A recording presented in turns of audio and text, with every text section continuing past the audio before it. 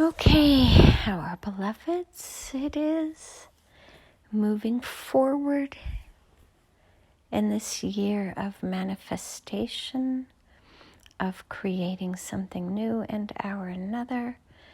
Just had a wonderful validation from the universe that what we have been telling her is what numerologically is truth based on somebody else's interpretation of information. So it just makes her feel like what we tell her is truth, at least from the perspective of that this is the universally downloaded data. Whether it's really truth, or we're messing with you all. She was discussing with her physical therapist yesterday. How do you all really know that what we're telling you is truth? And she said, I don't care because it's helping me to get through this life and giving me meaning and structure. And that's all that matters. So when we tell you there is reincarnation, how do you really know that that is true? You don't. But if you don't attach to it as truth and just simply say, well, this is my truth right now, but it may not be truth, but it helps me to connect the dots in a meaningful way, then there is value. You'll never know what truth is until you really leave this physical body and transition and see your life review and connect to the energy of the universe. Does that make sense? So whichever religious belief system you may be stuck in, or no religious belief system, you stick to, I know Jesus is real, I know Buddha is real, I know Muhammad is real, I know that Christ consciousness is real, I know that nothing is real, I'm going to be worm food. What your belief system actually is irrelevant if it's not aligned with truth. And so you find what works for you in this physical body, and you adhere to it so strongly, like you're on a roller coaster road, just gripping the sides out of fear as you're plummeting down to your possible death, to go back up and to return again and again and again. You figure out what helps you to get through this life and what gives you some structure and some meaning and helps you to become the best version of you, whatever that is. But we're telling you, so much is changing now.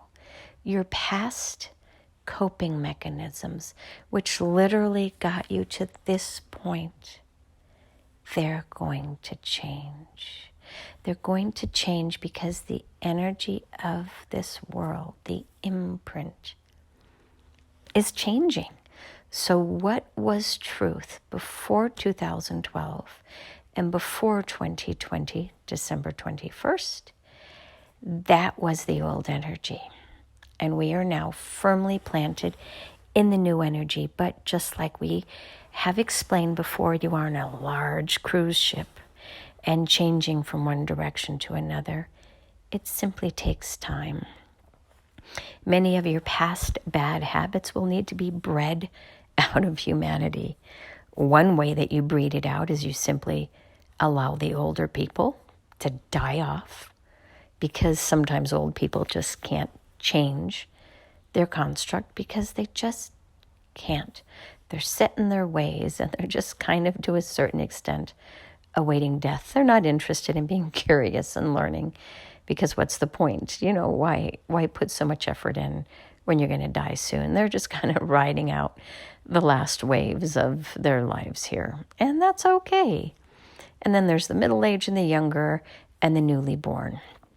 Each of you will go through your own innovative phase. And so there's each group as well as each individual. And you all will have similarities in how you get through it, and also vast differences. But the point is that this old way is being bred out of you, and a new way will be imprinted in you. The TV shows will differ. The magazines will differ. The expectations of the young people will differ. Your educational system will differ. Your political structure will differ. Your sense of community and how you support one another will differ. your methodology of getting to work and to the places around you will differ. Everything is going to change because you're innovating, you're changing, right? So when you invented the wheel, when you came up with fire, when you came up with an automated vehicle, when you came up with, electronics, when you came up with the washing machine, when you came up with all these things, the innovation, while it may have been one singular change, it created a ripple effect throughout the rest of the world and all the other changes. Because when women no longer had to go take their clothing down to the river and beat it, right? And now she has a washing machine in her home where she just puts it in, puts the cleaning materials in and leaves it and goes and does other things. All of a sudden, what was a day's work is really just a moment's effort. And then you can spend that time doing other things. So this is just to point out that you are in a huge innovative phase, and much of what you thought was not possible, which is to be collaboratively connected, to love one another, to support one another, trusting that there is enough to go around. All of these shifts are going to start coming in, and you're going to see evidence of it. Kati posted in Gabor Mate today, and how that your trauma from your childhood, the littlest trauma where somebody slighted you, if you were sensitive, right? You built a coping mechanism around that, believe it or not. The littlest things as well as the biggest things. And as you guys start to connect the dots that these traumas are real, they really do affect your health as well as your way of life. As you start to heal these things, as you start to recognize them, and most importantly, as you heal it within yourself, you do not pass it down to the next generation through those same behaviors. You will soon no longer spank children. You will soon no longer criticize children as you have in the past. You will no longer discipline them as you have in the past. You will create new expectations for them on what you want to say or do to encourage them to build a positive future. The generational traumatic pay it forward that you all have been in is shifting. And your children will no longer be traumatized as much as the parents and the grandparents, and go back generations and generations. It's changing because the imprint of this planet is changing. And it's time. That time capsule has broken open, and you can no longer go back to the caveman age where you would beat each other over the head and drag one another back to the cave. That's obviously just a simplistic, energetic imprint, but the point being that caveman, that barbaric energy, it's dying off. And as it dies off, it will, kick and scream a bit. Those who are really vested in that way of life, they're not going to go easily because this is their coping mechanism. And they don't want to change because it's helped them to stay alive. And this is key for you to understand those in the political divide, where you do not understand why they behave the way that they do. This is the most important thing. It is their coping mechanism. It is what has literally allowed them to survive to this point. And they will vote against their own self-interest because it is their coping mechanism, and it doesn't have to be logical. It's what gives them safety and security. And when you all begin to understand that piece, you will stop shaming these people, and instead you will dig in, find that hidden trauma, and begin to heal that. And when you begin to heal the inner wounds, you will be amazed how the outer expression that will now begin to resonate with trust and love will shift. And the generosity of spirit will begin to shine from even those who were the most harshest critics of your construct. It is possible if you all believe that it is possible. Find that connection to self-love instead of self-loathing, to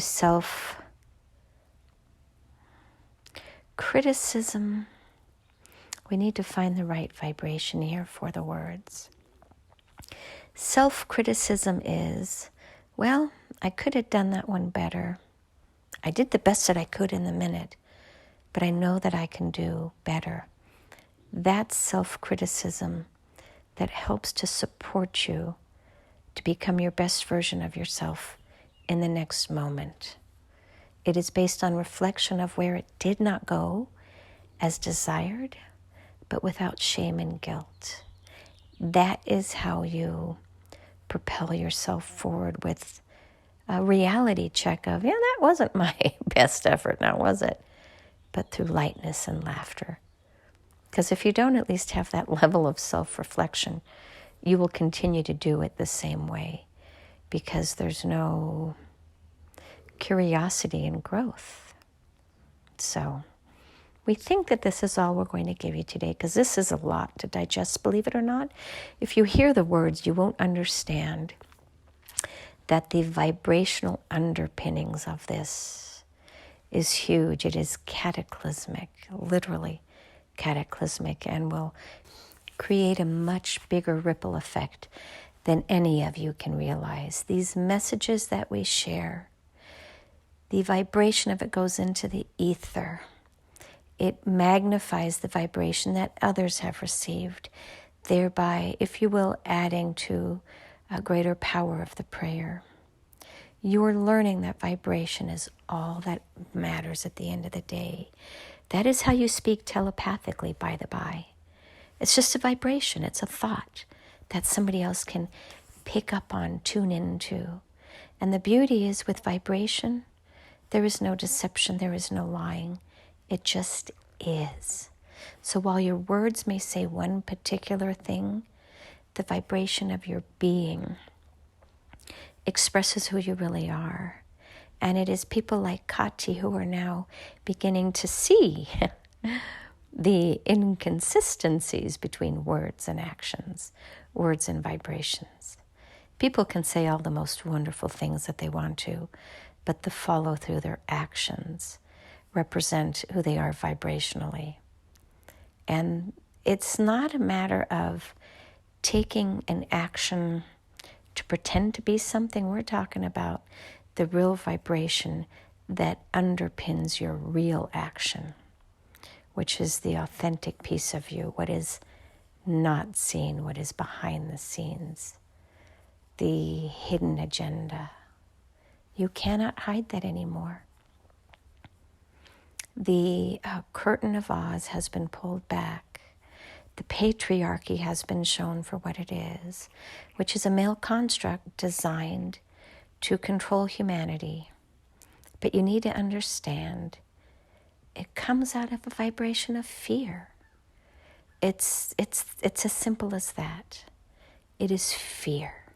And you all are now moving into a vibration of unconditional love, which means that the curtain must be pulled back. And a person who vibrates from a position of unconditional love will be put, so to speak, in that role. And the curtain will no longer be closed because anybody and everybody can tune into the energy and see what's really going on. There's no more hidden agendas. We're moving into a different vibration, one of compassion, collaboration, and creativity. And that's all you need to know. Feel that vibration, how it feels in your body, and know that you have hit rock bottom and you're now coming back up to surface. You're going to go from the bottom of the depths of the ocean where the pressure is so extreme that you feel like you're going to pop many days, explode. And you are that cork that is now beginning to slowly surface up to the top so you don't get the bends and you don't die. And you will bob once you're at the surface for a while, just in relief that this experience is over. And then you will begin to live anew. This is all tied together with the birth that we spoke of the other day, and how the afterbirth is now being stripped away and you are sovereign. Sovereign means you rely on self, but it also means that you rely on community around you to support you and nurture you and grow you into the being who is able to do for self. And it is a progression. A newborn cannot do what a 2-year-old can do, and a 2-year-old cannot do what a 5-year-old can do. You are now going to finally go from birth to your PhD so that you will master this energy of ascension, collaboration, cooperation, creativity, community at its finest. And so it is. Namaste.